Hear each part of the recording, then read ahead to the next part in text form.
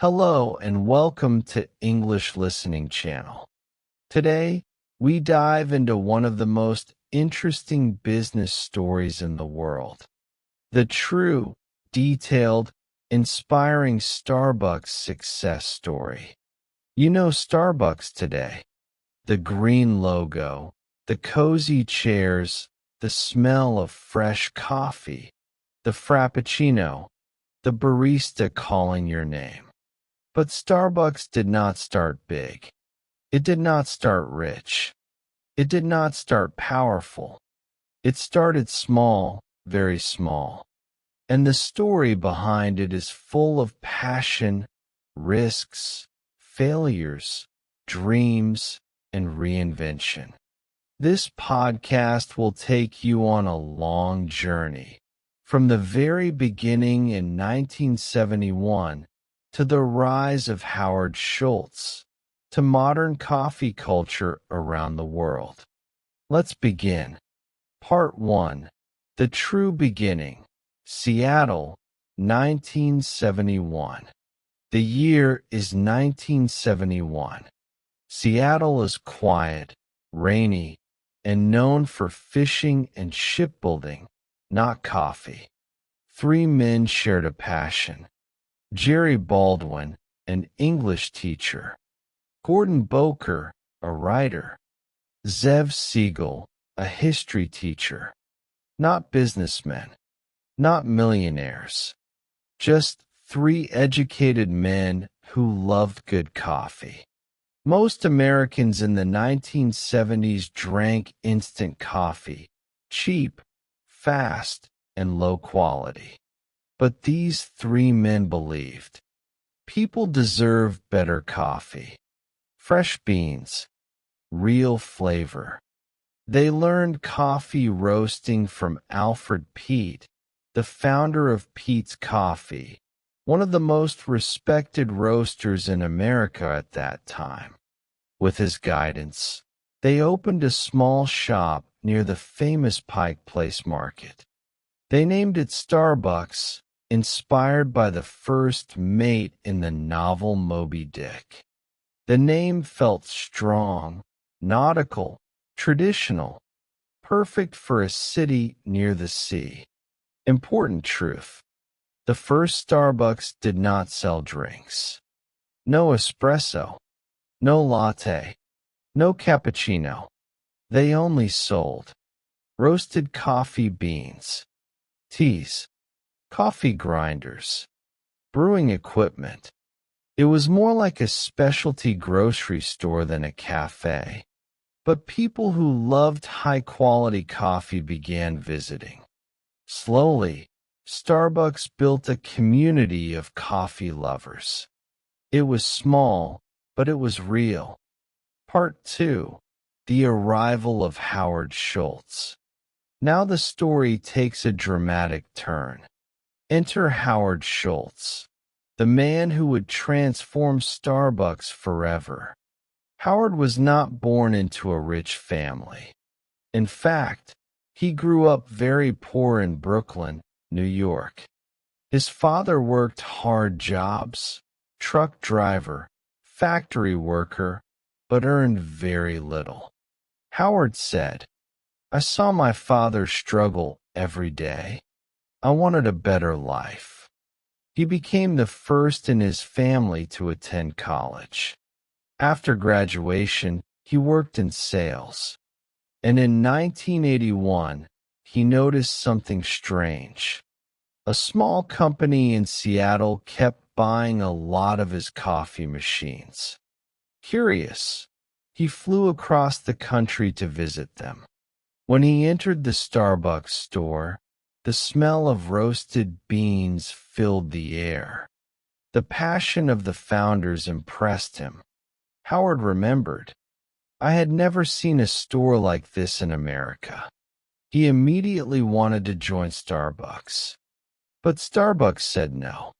He asked again, no, and again. Finally, after a year, Starbucks hired him in 1982 as the director of marketing. Howard was young, energetic, and full of vision. He didn't want Starbucks to be only a bean store. He wanted Starbucks to become something bigger, something meaningful. Part 3. The life-changing trip to Italy. In 1983, Starbucks sent Howard to Milan, Italy. And this is where the true Starbucks cafe idea was born. In Italy, Howard saw something magical. Espresso bars, cafe culture, baristas who knew customers by name, people connecting, talking, relaxing. Coffee as a lifestyle, not a product. Howard described it as a daily ritual, a place where people feel at home. He loved it. He thought to himself, this experience should exist in America, and Starbucks is the company to bring it. He came back excited, full of ideas. Serve espresso. Make lattes and cappuccinos. Create a friendly place. Build a community.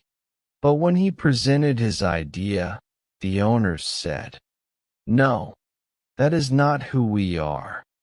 They believed Starbucks should stay focused on beans. Howard was disappointed, but he didn't stop believing. Part 4. Howard creates his own cafe. Howard couldn't let the idea die, so he made a bold decision. He left Starbucks and started his own coffee shop called Il Giornale, meaning the daily. It served Italian-style drinks, exactly the idea Starbucks rejected. People loved it. Lines were long. Customers felt the magic of cafe culture. Il Giornale succeeded quickly. Meanwhile, Starbucks struggled. The original owners could not grow the business and wanted to sell. Howard saw his chance. In 1987, with the help of investors he convinced through passion, not money, he bought Starbucks for $3.8 million. He took the Starbucks name, merged it with his own cafe style, and became CEO.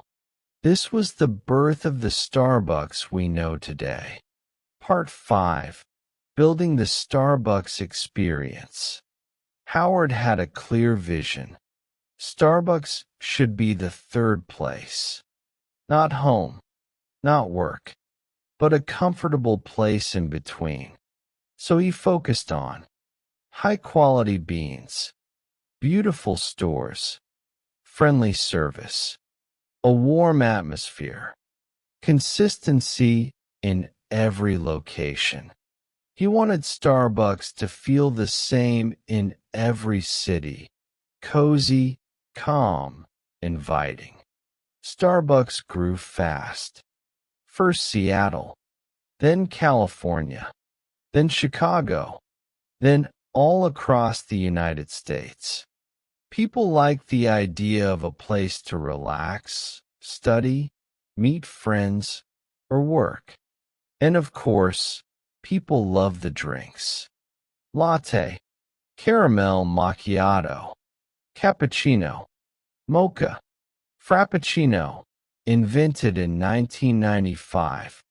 By the mid-1990s, Starbucks was opening a new store every day. Then came international expansion. Japan, Singapore, UK, Middle East, Asia, Europe, everywhere. Starbucks became a global coffee leader. Part 6. Troubles, Failure and Comeback.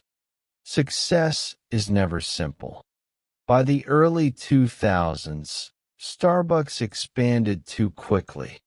Too many stores opened too fast. Quality dropped. The company felt more like a machine than a warm coffee shop. Then came the 2008 global financial crisis. People spent less money. Starbucks sales dropped sharply. Many stores became unprofitable. Starbucks closed over 600 stores in America. Thousands lost jobs. Many believed Starbucks was finished. Howard Schultz returned as CEO in 2008 to save the company. He took bold steps. Closed every Starbucks in the U.S. for one day to retrain baristas. Improved bean quality. Redesigned stores. Slowed down expansion. Introduced new products. Launched mobile app and Starbucks rewards program. Focused again on experience, not speed. These changes saved the company. Starbucks became strong again. Part 7. Starbucks Today, a global icon. Starbucks today is more than a coffee shop. It is a workplace for students, a quiet place for freelancers, a meeting spot for friends, a morning ritual for millions, a symbol of modern lifestyle. With thousands of stores across the world, Starbucks changed how people drink coffee. It made espresso culture global. It made baristas respected professionals. It made coffee shops part of daily life. Part 8. Business and Life Lessons. The Starbucks story teaches us powerful lessons. 1. Start small. The first Starbucks was tiny. Success doesn't need a big beginning. 2. Follow your passion. The founders loved good coffee. That passion started everything. 3. Believe in your vision. Howard Schultz believed in cafe culture even when others rejected him. 4. Failure is part of success. Starbucks almost died in 2008, but came back stronger. 5. Experience matters. People don't just buy coffee. They buy feelings, comfort, connection. 6. Be willing to reinvent yourself. Starbucks changed again and again to survive. 7. Your background doesn't define your future.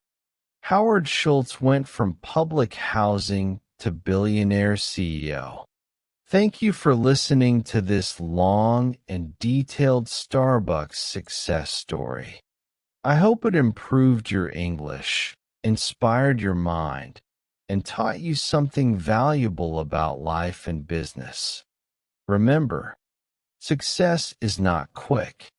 It is not easy, but it is possible if you believe in your dream and work for it every day. If you want more stories like this, just tell me the next topic. See you next video.